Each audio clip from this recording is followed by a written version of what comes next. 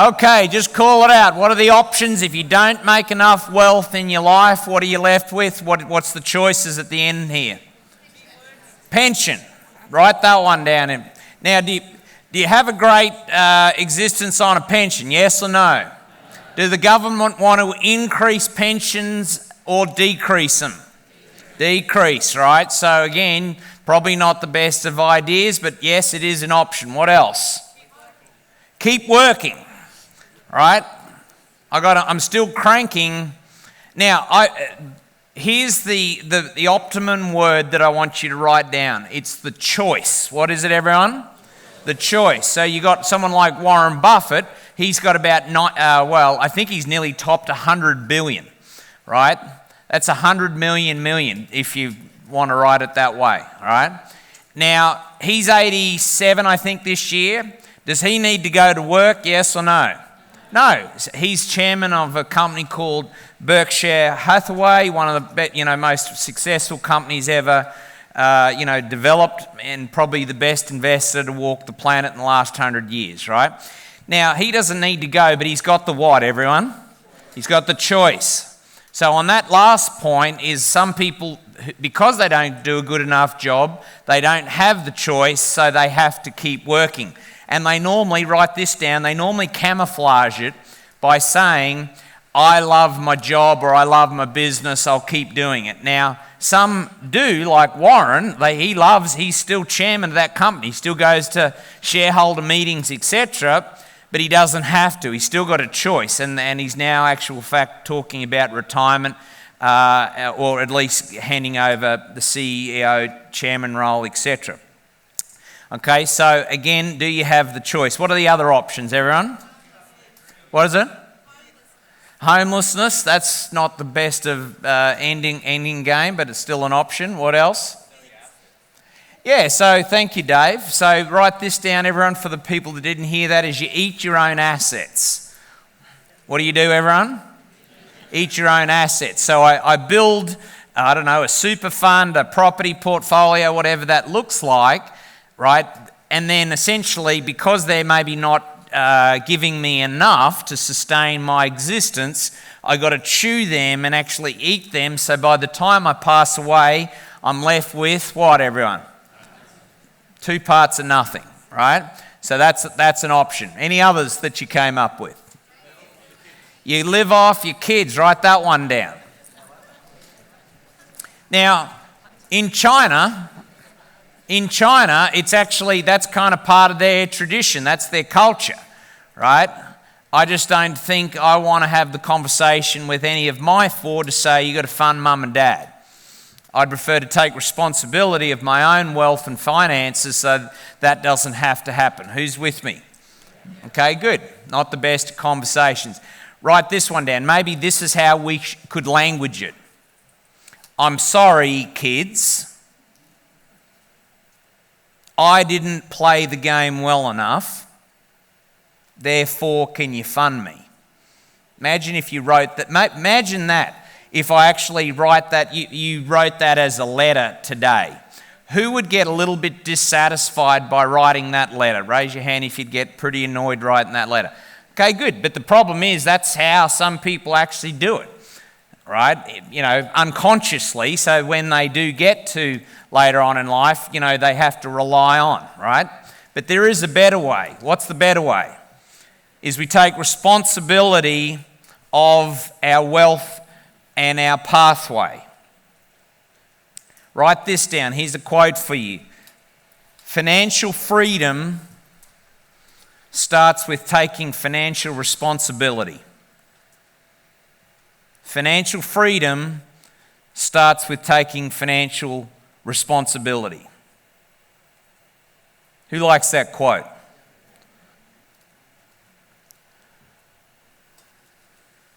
Now, not all, and this community is depending on where you're starting. If you've been working with me, 3, 4, 5 years plus into your 10 years, etc., you're going to be well advanced, right? Because essentially, I can't have you not progressing in this. If you're more in the, in your early stages with us here, that's okay, right? So again, this could be a little bit of a punch in the nose.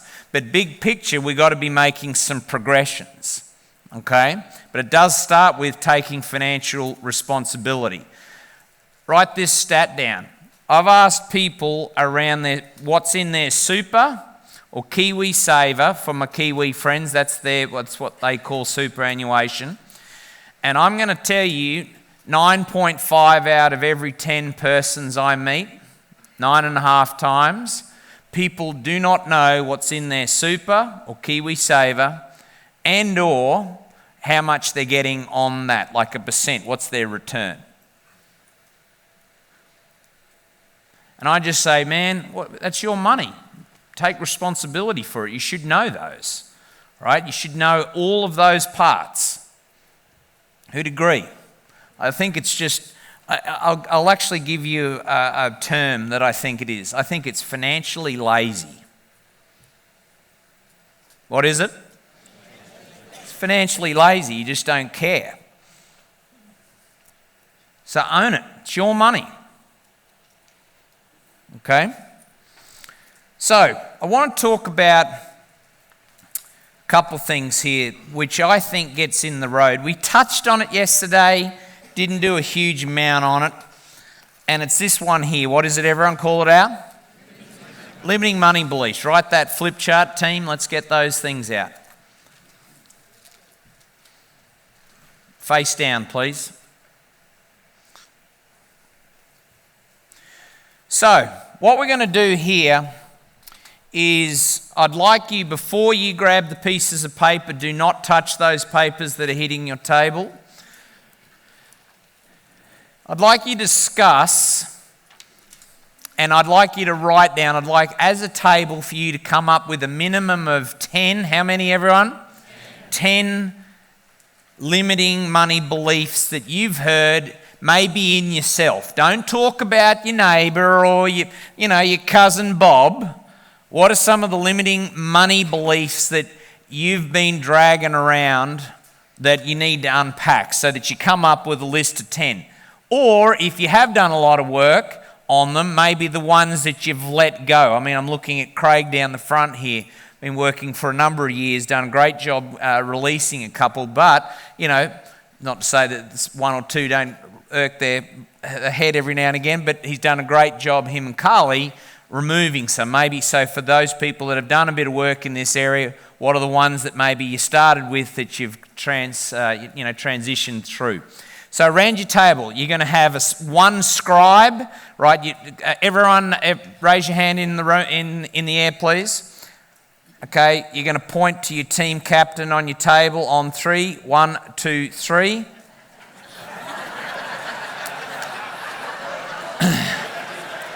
That's your scribe. That's the scribe. So, all right.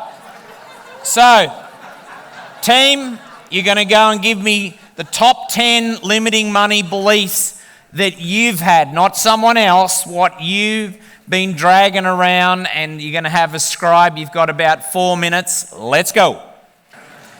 Okay, here we go.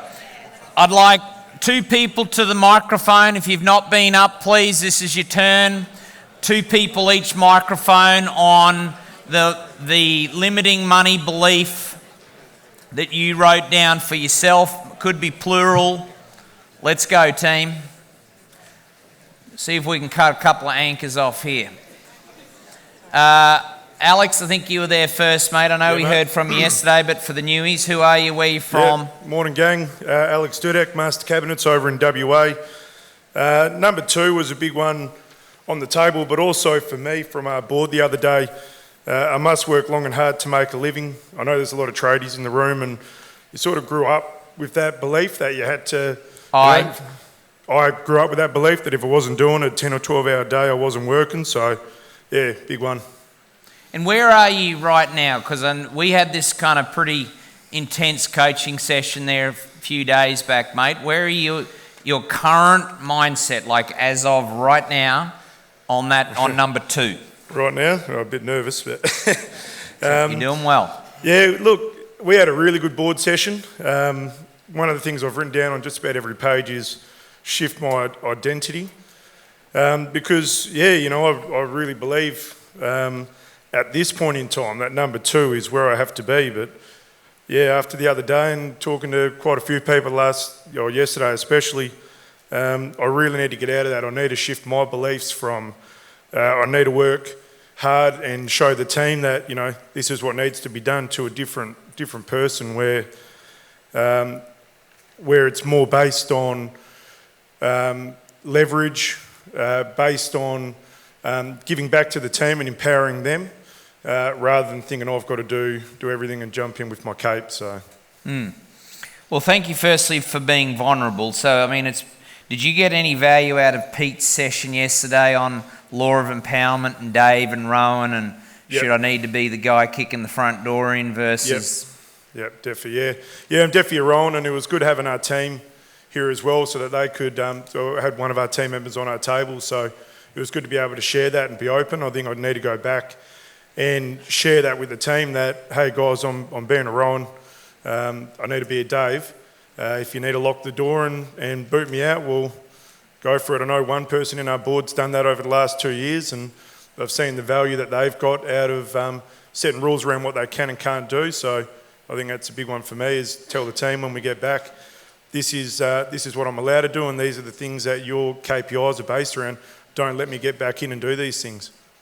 Okay, good. Which is all coming out of number 2 there on that sheet. So let me challenge you something on stage here, Alex. And I said it yesterday, you've heard me say it before, mate. What gets measured gets managed, and what gets managed gets results. So I'm going to suggest that you manage and measure time over this next quarter. I'm actually asking you to write this down, because there should be a heap of mirroring going on right now. I'm actually asking you to bring back a time measurement on where the time that you're allocating to working the big hours, working in it, right, being Rowan, versus the on side of the business and where you can take it to. Okay, like actually in the next board report, mate, I want to see that. I'm asking you. Yep. Because essentially what that does is it takes a lovely generalised principle that we're doing right now, but it allows you to then put some specificity on it. Yep. So I can move it. If I don't measure it, I can't do anything, because I'm lost in generalisation. Here's a quote from one of my mentors, Keith Cunningham. Write this one down. Generalisations kill clarity. So unless we specify that point, I stay in this generalise, great learning. I may get a bit down the road this quarter, next quarter I may not. But if I put some specifics around it, well then, man, I got accountability. Yeah, I think maybe committing to just doing a 12-hour day instead of a 16 is probably there's not big enough goal. So, definitely need to sit down and put a few KPIs and drivers around that. Okay, good. All right, give him a hand. Well done. Good job. Cheers. Yes, ma'am. Who are you? Where are you from? What's your business? My name's Tracy. I'm from Bundaberg, and we have Aloysius Delicious, which is... How many cafes do you have? We have 4 locations, and we're opening another one in August if the lease is sorted out in time. Atta girl. So from our table, I'll share a couple. I can't charge that much. Am I worthy of it? If I spend it now, I won't have it later. Mine personally is you don't talk about money, you don't talk about what you have. I don't know why I need to unpack it probably, but I find it a repulsive character trait. And maybe it's to talk about money, is that right? Okay. Or to share with other people, because what will they think? And maybe they might feel bad about their situation, or maybe they might think I'm pompous, and I don't know. So I think it's probably comes from worrying about what other people think of me, possibly. That's mine. Here's a quote for you, Tracy. Grab a pen, everyone. Other people's opinion are none of my business. I say that all the time, Bruce. Good. And look, I came from a similar background. Money wasn't spoken about in my family. Raise your hand if that was the same for you. Just it was like kind of evil to a certain extent, you know. So guess what we do, Tracy, in my family with my kids? Talk about money. We talk about it. Like, so, you know, when we go and do a property play, it's like, Dad, Mum, this is how much we had to do for the deposit, and this is what the total sum is, and the bank's going to lend us this, and this is going to be the return, and it'll be paid off in this amount of time, and it's a wealth conversation because I didn't have that, so therefore, on your point, we're going to bring that to the next generation. Because all it is generational, isn't it, Tracy? Write that down. It's just generational. I said to my mum, I don't know, a year or so ago, I said, did you talk about money to your mum? And what do you think the answer was? No. No. So it's just a generational habit, if anything. So, and now, like I know you've been with us nearly a year, but are you getting more comfortable in those set of shoes where you can share a little bit more? No. Okay, good. Probably in this environment, yes. All right. So I'm going to say that's fine, and it doesn't have, let's also make sure we've got like a bit of a meter. It's not like we're walking, you know, driving down the main street of Airlie Beach with a microphone saying, you know, and again, that's why a community like this is so powerful, is you can stand here and go, like tonight, I'm going to give numbers, I'm going to give metrics, because it actually, in these type of environments, write this down, everyone, it actually inspires other people, right? Write that down, because if you, especially the people in the room that have been with me a while, right? I've heard Craig up the front here talk about his trading platform where he's making over 30%, and you see other people be inspired because they'll go, well, tell me more about that. How do I do that, right? So again, I think it actually helps yourself, but it also helps everyone else, all right? So I probably have made a bit of progress because at our last weekend, we did that thing on working out your net wealth or net worth. Yeah. And so I actually worked that out myself. Yeah. And I was talking to Michael about it, and he was like, what? Have you not ever just worked that out before? Anyway, when I saw that, I did let him go and buy a new car. Not let him. It's my car. It's my car. I let him buy me a new car. So that's good. Hang on. Don't sit down. All right. So well done on letting him. I enjoyed that. So you want to continue to work in this area? Yes. Okay, good. So here's your homework, Tracy, for the rest of the day, morning tea, lunch, arvo tea tonight. I want you to purposely speak to 5 strangers that you do not know. And in the conversation, you have to say something like, nice to meet you, tell me about your business, let me tell you about mine. Hey, I'm really proud that we've taken our net profit from here to there, and actually say the dollars, Tracy, right? And don't just say it's 13%.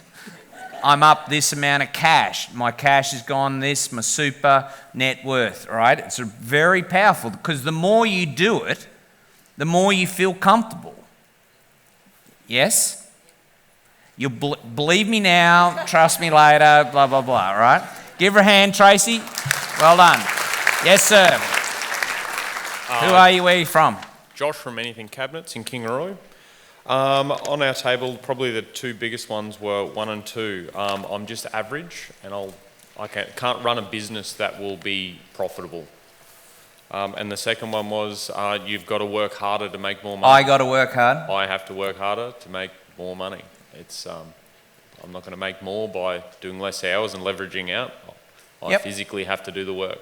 Yep, I love that. Good. So you've done, where are you on number 1? Do you think you've made some inroads on that? Very much so. Good. What was the difference? What was the tool that helped you do that? It was probably meetings like this and listening to other businesses that would come up make this same speech and say, this is what I struggled with, and then they come out and say, we made $500,000 net profit last year. That kind of thing just sort of blew me out of the water and went, well, it's possible. If they're doing it, why can't I? Yep. Okay, good. So I'm going to get everyone to write this down. It's in the environment. What is it, everyone? All he just said then is I changed my environment, right? Write this one down. You are the average of the 5 people you hang around with most. Right? I've done a lot of work on this one. Right? I'm very, very careful now who I hang around, because I can't go to write this down, everyone, because it happens. I cannot go to a barbecue, a dinner party, and stand with people who are going to not be positive and uplifting. Who'd agree on that? I can't stand there and listen to all the bad things, or how they've been wronged, or the government, or any of that bullshit. I can't do that. I've got to be hanging around people that are, hey, how are you doing? Great, excellent. I see you doing this. Good. What are you doing? Awesome. Okay, so it's all environment, and then all you did there, big fella, is you just changed your environment. All right? Very good. Give him a hand. Love that. Thank you. Yes, sir. Who are you? Where are you from? I'm David from the Dyford Group. We do plumbing, mining and construction based on the Sunshine Coast. From our table we had that I'm just average and I don't deserve a lot of money. There is not enough money to go around. I feel guilty if I have too much money because others don't have enough. And rich people are selfish, greedy. Bastards. Poor people are lazy and ignorant. Okay. And which one was your favourite? Or the one you gravitate to? Well, for me, growing up, I think money was sort of a stressful subject. So I was sort of, I suppose, pushed towards like investments risky. So, but for me, I've changed that belief. I feel investment's more exciting. So if you can sort of change that as see investment as a bit of a game and, an exciting world, as opposed to, if I put $5,000 in here, I might lose a lot. So that rings true. But there was also another one that it's too late for us, even though I'm approaching 40. Some people really hate you right now, David. I know. But I still have that. Like maybe I've left the run too late, but sorry, but yeah. David, you're going to be buying a lot of people some drinks this evening. But look, I agree, and write this down, everyone. And here's something for you, David: is it's never too late to start. Right? It's never too late to start. And if you didn't know, Warren Buffett, right? He didn't make his first million until he was over 50. Right? So from 50 to 87, what's that? 37 years, he put down 100 billion. Right? So it's just bullshit. It's just a bad excuse. It's a bad belief. Right? To say that it's too late. Okay? Good stuff. Give him a hand. Well done, David. Thank you. We'll go in the middle here. Yes, sir. Who are you? Where are you from? Tyler from Wolf Constructions in Rockhampton. I know it's not true, but a thing that Steph and I struggle with is that we're too young and we don't deserve it as much as the bigger guys that have been in it for longer. Well, the older guys? Older guys, yeah. How old are you, Tyler? 30. Yep. Who wished that they were in a room like this when you were 30? Righto, there's your answer. Give him a hand, everyone. Well done, Tyler. Yes, ma'am. Hello, I'm Jenny Cameron. I'm here on the coast. We have rooms in Buderim and we're diabetes complete care. Thank you. Most of us were along the lines of wealthy people come from wealth. And if I can't hear you. Just go again. Wealthy people come from wealth. Yep. Once you're disadvantaged, you're always disadvantaged. We also looked at, am I worth it? And people won't pay me what I'm worth, so I better not ask for that. So that's what we were looking at. Also the fact that we can't earn a lot of money, and mainly they were the ones we looked at. Okay. Is there anything else, guys? Yeah. Okay, so on the first part of what you said, yes, some people do come from wealth. You got to ask this, write this down. Who in their generations actually started that trend? You could say that the Packer son, what's his name? James.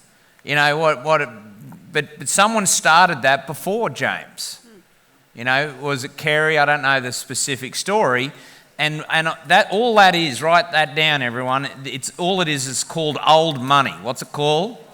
Old money, right? That's where a generation before someone did something better than the previous generation. It had to start somewhere, right? Okay, if you go back through all the generations back to whenever, someone just did something and it changed the game. And I'm actually just going to teach a quick flip chart on that, Jenny. So don't sit down. Right, this flip chart, everyone, draw it. This is called a generational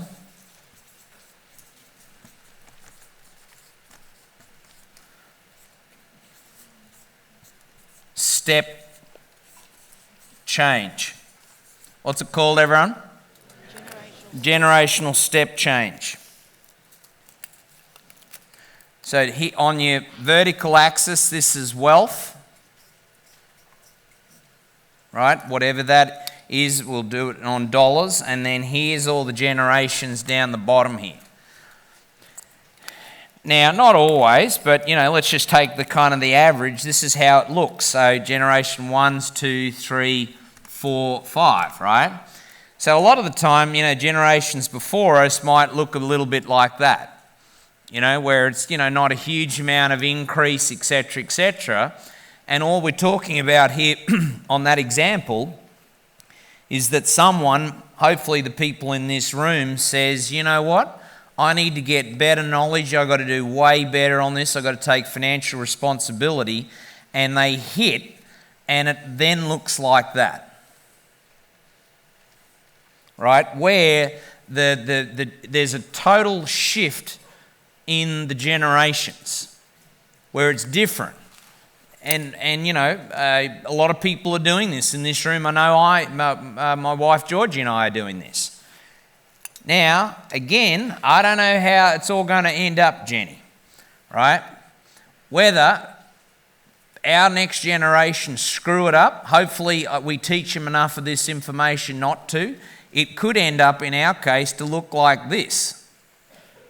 They might all have a bit too much fun. Hopefully not. And that happens a lot. It does. But they probably didn't have any education, right? Go back to some of the things. So again, on your point, you know, a lot of people in this room are going to do that. Who likes this flip chart? Say yeah. Okay, good. Anything else, Jenny? No. Everyone else has mentioned everything. Great. Give her a hand, everyone. Thank you. Yes, sir. G'day, I'm Craig from Deluxe Party Hire in Harvey Bay. Our table had two main themes coming through. Was the first one, certainly I'm just average, don't deserve a lot of money. And the second one coming through was where there's a tall poppy syndrome. You know, it's been discussed before how everyone else thinks that we're not, you know, it comes back, they're pretty the same thing, we're not worthy. I could never achieve what other people have achieved, and it's just, you know, self-defeating. Yeah.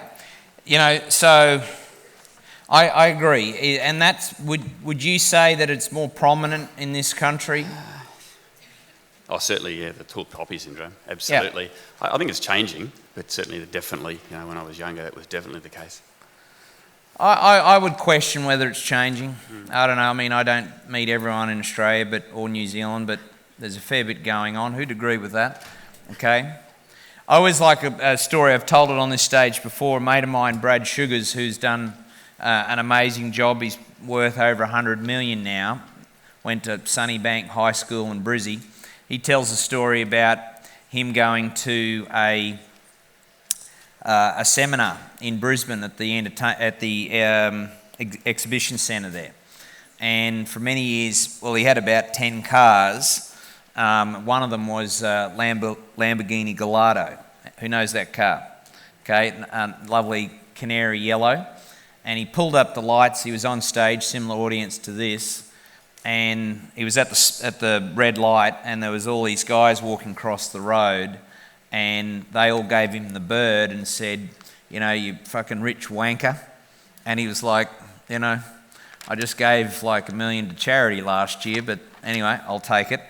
And he's now subsequently, in about 2006, moved over to America, and he said he bought a Bentley Flying Spur. Who knows that car? Lovely car. Anyway, he was at the lights there, same thing, off to a seminar, people walking across in front of him at the red light, and they all looked and said, awesome car, man.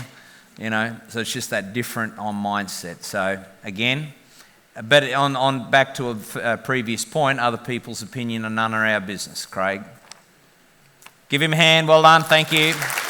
Last couple, yes, Helen.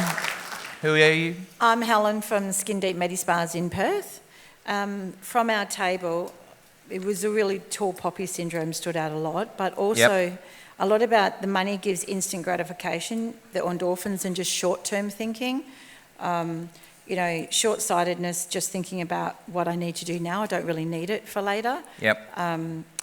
Then also, if I gain more wealth, I'll outgrow people. It was a big one. And is that okay? Yeah. Write that down. It's okay to outgrow, yeah. It's highly likely, everyone, is that the more you grow your wealth, back to this flip chart here, potentially friends, etc., are going to shift. Raise your hand if you've been with me a while where your friends or the people you hang around with have shifted. Raise your hand if that's happened.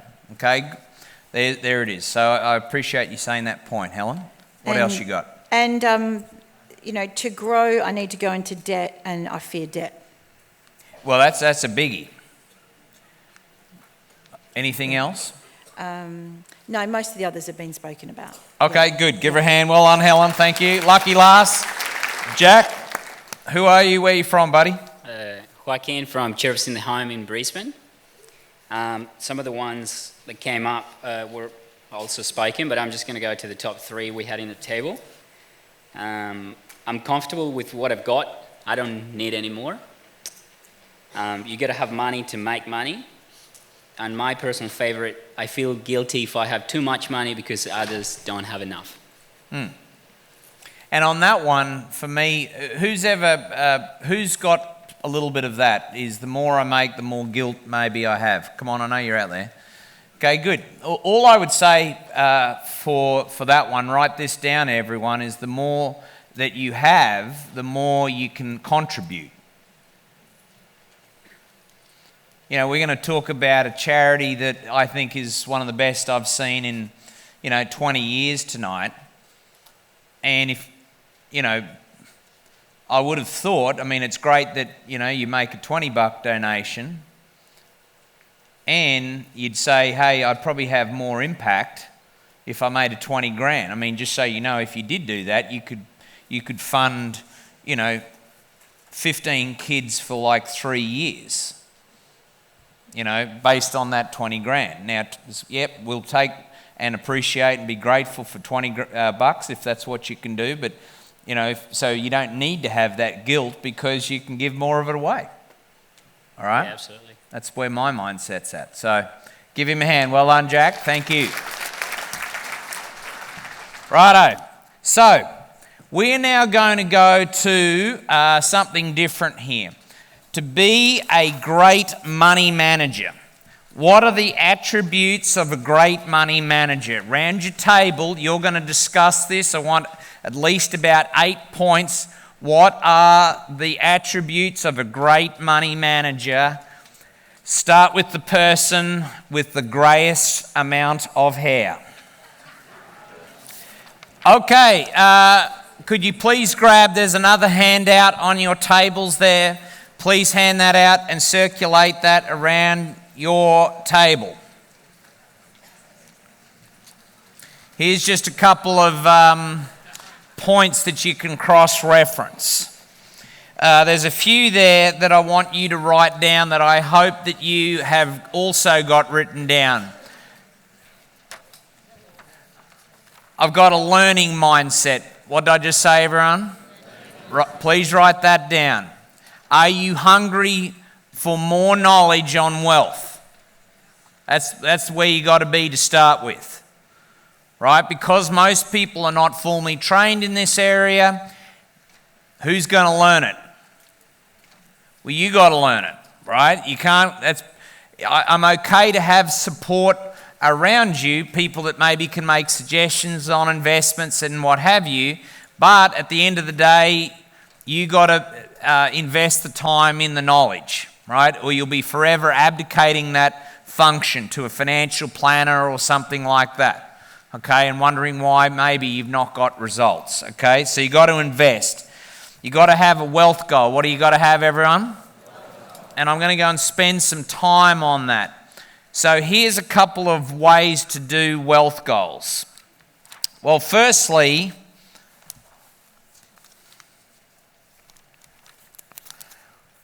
here's probably one goal that you got to have, everyone. What's this say? Nice and loud. Get out of the rat race. So the rat race, please write this as the definition, is defined as you have to go to work. Be it in your job, be it in your business, is that you got to go there. And if you don't go there, right, eventually you're going to run out of money because your personal expenditure, right, is going to be over what you are making from passive investments. Okay? So, I'll put the definition on a piece of paper for you. Here it is. You know you're out of the rat race when the passive income that you've coming off your assets matches or equalises what your personal expenses are. Right? So we'll use round numbers here. Let's say down the bottom, maybe just draw it. Let's say I spend 100 grand on my family personal expenses per annum. Mortgage, food, entertainment, whatever that looks like. Let's say that's 100 grand down south here. To be out of the rat race, you got to have 100 grand coming in passively, right, that you don't have to go and do. This is income coming off shares, income coming off positively geared investment properties, off businesses that you're not actually in. Okay, share portfolio, super, whatever KiwiSaver, whatever that is when that meets that, we're out of the what, everyone? Rat race. So around your table, what's that figure? Right, some people won't know it because you've not done a personal budget or your personal expenditure is too all over the shop. People who have done the work on this will know, right, I need this amount I know the exact number, or at least, plus or minus 5-10%, something like that. Okay, what are some of the points we got to think about down here in the future? What are some of the assumptions we got to think about? Just call them out. What do you got? Medical expenses, right? Are they going to go up? It's funny that you say that, Kylie. There's a great book, an amazing book, actual fact, not just a great book, an amazing book, right? Actual fact, my wife and I normally kind of do an annual read on this, funnily around about this time of year. It's co-written by a guy called Robert Kiyosaki and his sister. And the book is called Rich Brother, Rich Sister. Okay? And very quickly, for the people that know Robert Kiyosaki, he's the guy that wrote the book called Rich Dad, Poor Dad. Who knows that book? Raise your hand. Okay, good. Well, you probably don't know much about his sister. Interesting book because he went down the entrepreneurial path and he kind of had his learnings that it was all about the money, right? And there's stories in that book where, I think it was in the 1980s. Who remembers, this is probably going to show my age a little bit, in the 1980s, the Velcro wallets. Raise your hand. Raise your hand if you had and you are proud of your Velcro wallet. Right, I had one of those bad boys. So he was in that business, and it was making a mint, and he was getting these made in the Philippines, and went up to the Philippines. He'd been doing it for years, never seen where they made them. Went up and basically discovered that it was essentially a sweatshop with kids on in filthy conditions. He said, I don't like that, right? And he said, I'm because there's two forms of accounting, right? This is a Buckminster Fuller point for the people that know Bucky's work, right? These two down. There's two forms of accounting. One is called financial accounting, which is all about the money, which Robert Kiyosaki was in the wallet business. And the second form of accounting, it's called cosmic accounting. What type of accounting? Cosmic, where you're actually doing something to add value to the planet, right? Clearly there was not an add value to the planet in the wallet business. He went out of that business, etc.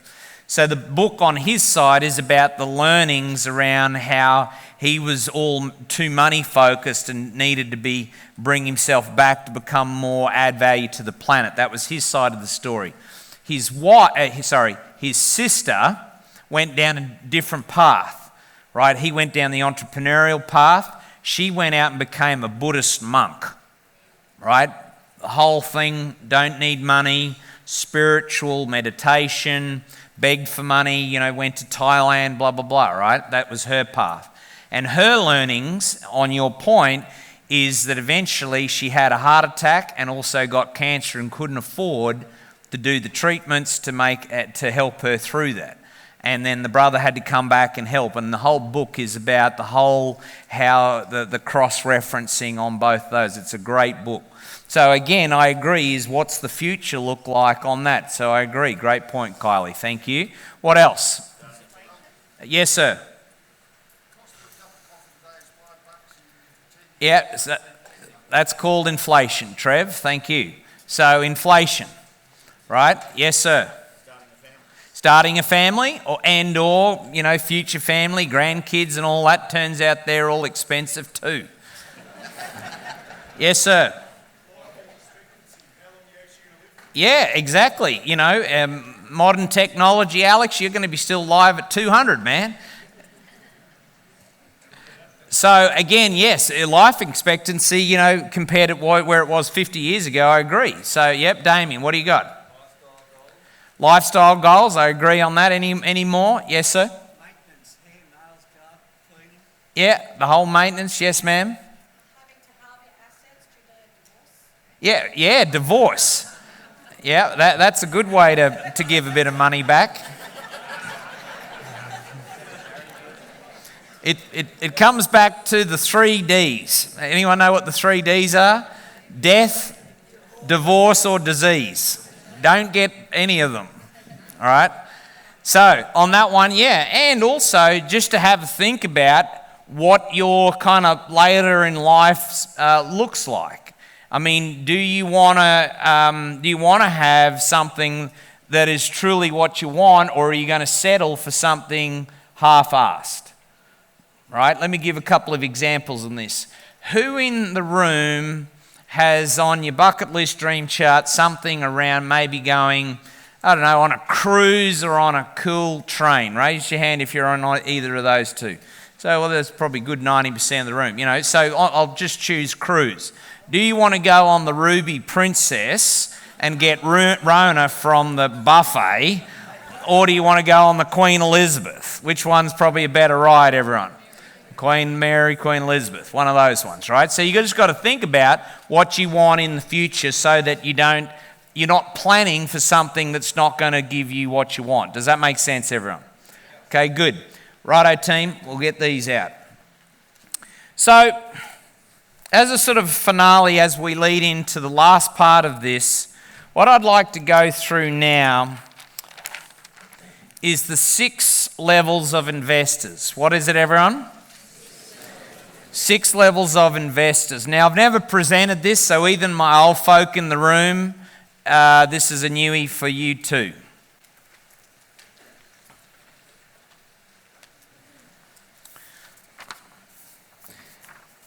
I'll give credit to who brought this to life.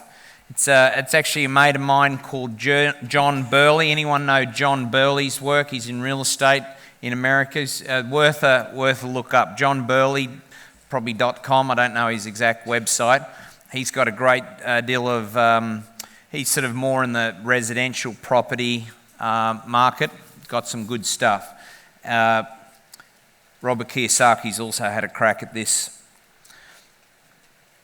So in terms of where people start out in investing, at the bottom rung of this ladder is called the borrower. What's the bottom rung, everyone? The borrower. And what I'm going to get you to do now is to hand out, we'll grab those handouts that I've just given you. The borrower.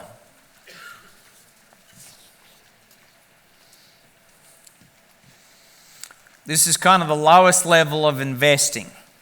So what I'm going to get you to do as a table is you're going to have a look at level 1. I don't want you looking at level 2 or turning the page. We'll get to those in a minute.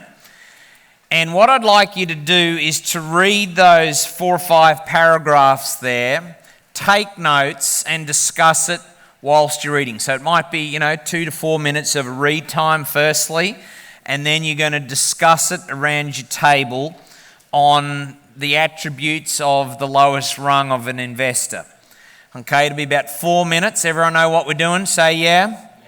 Okay, good. 4 minutes starting now. Okay, the borrower. Has everyone had a read on that one? Say yeah. Okay, do we want to stay down there? Yes or no? No. Level 2, what's level 2 called, everyone? The saver. Write that down on the chart.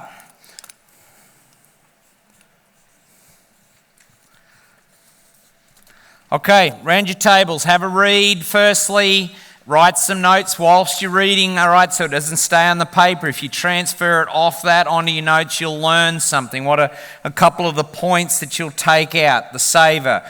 Then discuss it, 3 minutes, let's go.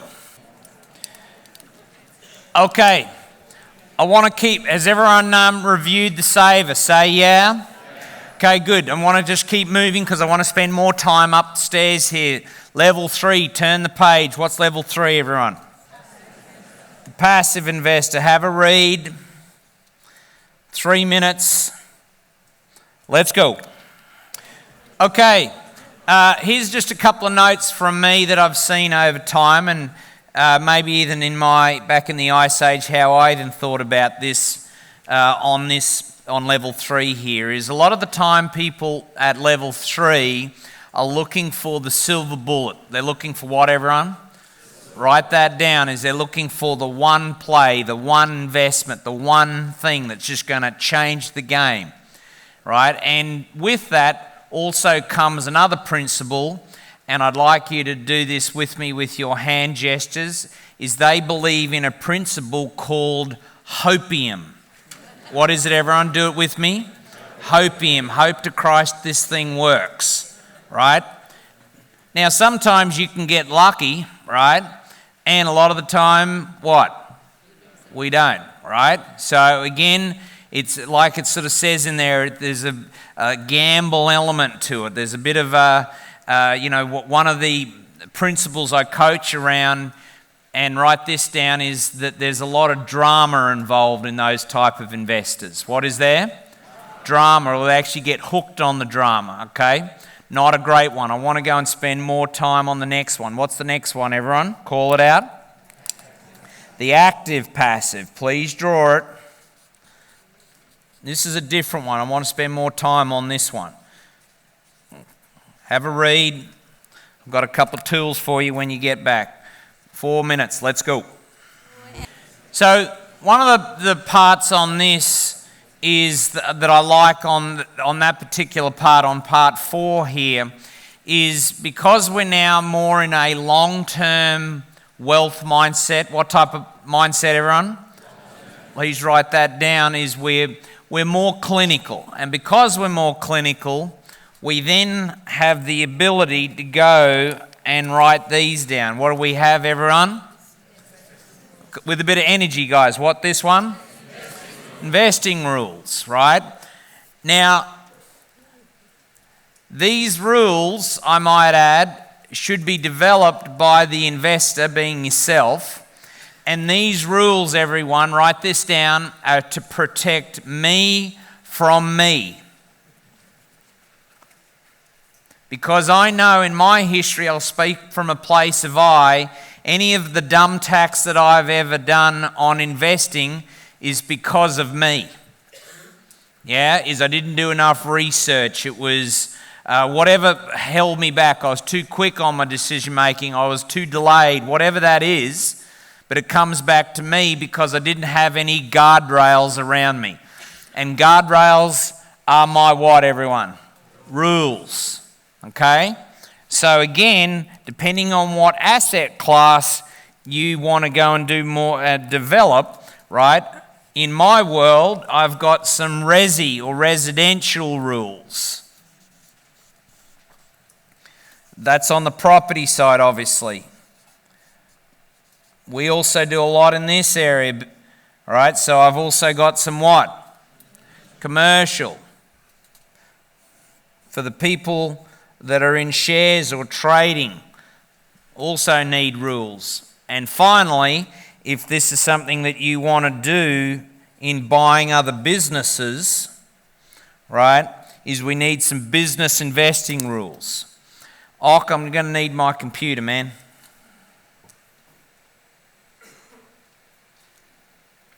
Yeah.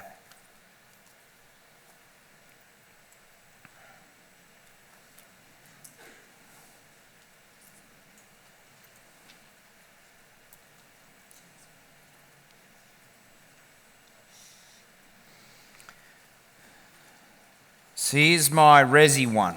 What's the first one? And again, let me just give the disclaimer, write this down. These are our rules, they don't have to be yours. Please write that down. Everyone cool with that agreement? Okay, good. Now, again, what's the first one, everyone? I don't have a need for drama in my life, right? And for all of our clients in the room, if you don't already have these, we're happy to circulate these, okay?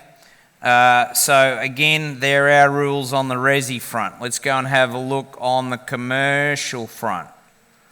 Right? Again, same thing. Boring's our friend. We're more of a buy and hold. There's certain ones that we like. There's certain things that we don't like. Right? They're all in there. What's your idea of rent to buy there, mate? What do you mean? Oh, well, I love rent to buy. I don't know what's going on there. You know that. Well, should not be a no there. Done heaps of them. So, and then again, business investing rules. Okay? So the big picture, thanks, Ock, is what we need to do, guys, is to develop your own rules.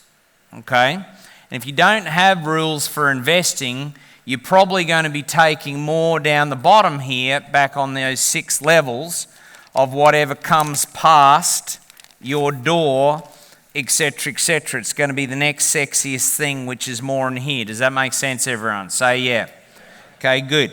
So, back to your notes. Level 5, everyone. What's level 5? The participating. Have a read whilst I write. The participating.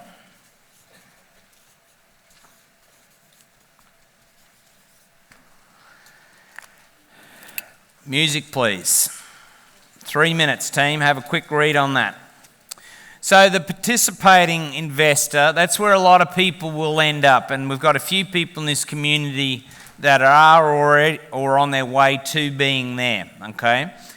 Few people, and again, what they're looking for is making their money work hard, not themselves. Please write that down. That's the bumper sticker for participating. I'll say it again. It's where you want your money to work hard for you, not yourself. Does that make sense, everyone?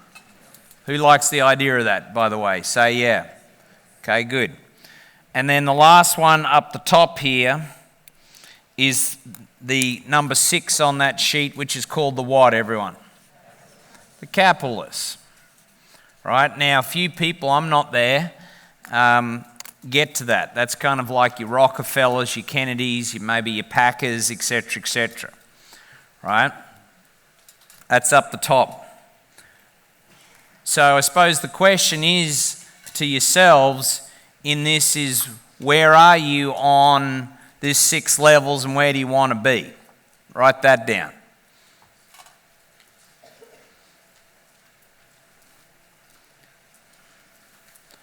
And all it takes is a decision. All right, good. I'm here. That's okay. And I don't want to be there anymore. I want to go to whatever level. Most people, if you just shifted 1 or 2 of these, would make a huge difference on your wealth. Who would agree with me? Say yeah. Okay, good.